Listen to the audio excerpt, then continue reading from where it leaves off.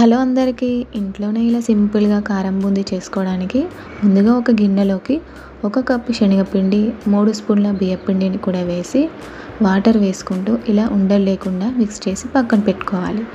ఇప్పుడు వేడైన ఆయిల్లోకి మనం కలిపి పెట్టుకున్న పిండిని ఇలా బూందీ గరిటెలోకి కొద్ది కొద్దిగా వేసుకుంటూ బూందీని వేసుకొని ఫ్రై చేసుకోవాలి. అయితే ఈ బూందీని మంటని హై ఫ్లేమ్లో ఉంచుకొని మాత్రమే ఇలా ఫ్రై చేసుకొని పక్కన పెట్టుకోవాలి.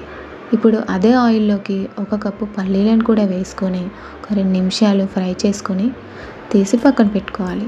తర్వాత కొద్దిగా కరివేపాకును కూడా అదే ఆయిల్లో వేసి ఫ్రై చేసుకొని తీసుకోవాలి. ఇప్పుడు ఒక గిన్నెలోకి మనం ఫ్రై చేసుకున్న బూందీ, పల్లీలు, అలాగే కరివేపాకు, ఉప్పు, కారం వేసుకొని కలుపుకుంటే ఇంట్లోనే సింపుల్గా కారం బూందీ అయితే రెడీ అయిపోతుంది.